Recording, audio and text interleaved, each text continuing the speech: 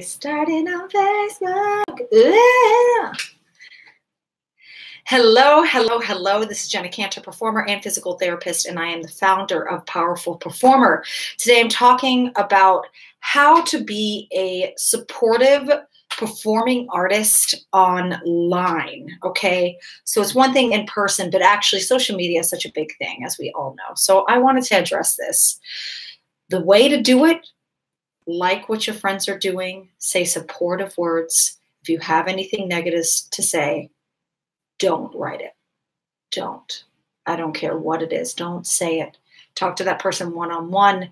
Do not do it in a written message if it's something negative, but that's a whole other thing. But just really just putting out that positive feels. When somebody's putting something up online, even if it's just all about them, they're sharing their new portfolio, their new headshots, man, that's wonderful. They're taking steps, they're being action takers, big doers. Believe it or not, a lot of people in society are not like that. Performers are freaking rock stars, always taking action when looking for new music or new ways to improve themselves, classes to take, auditions they are attending back to back, waking up really freaking early in the morning and then going and doing all these crazy survivor jobs. I mean, performers are freaking awesome doers. You are with your people and you got to support this tribe, because making the choice to be a performer, as much as it feels 100% natural and like, of course I'm doing this, is actually not an easy choice. The easier choice to the majority of society is to just go and do that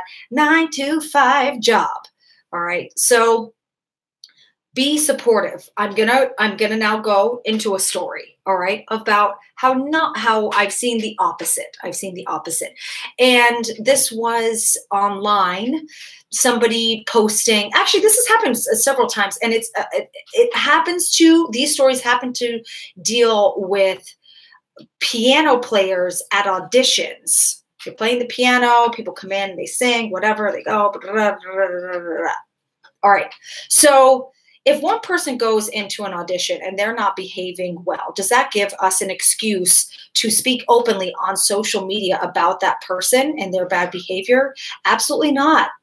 Absolutely not. Because then you're just building onto the fire of like negativity. And it also, for me, when I see something like that, it honestly gets me to feel very self-conscious and like think that there's something wrong with me, even though I am not that person we're talking about. But I'm just like, and worry about people, writing about me on social media. If I go to an audition and if I make a bad, dumb choice that they think is like ridiculous, that's very hurtful. I love the stage is awesome.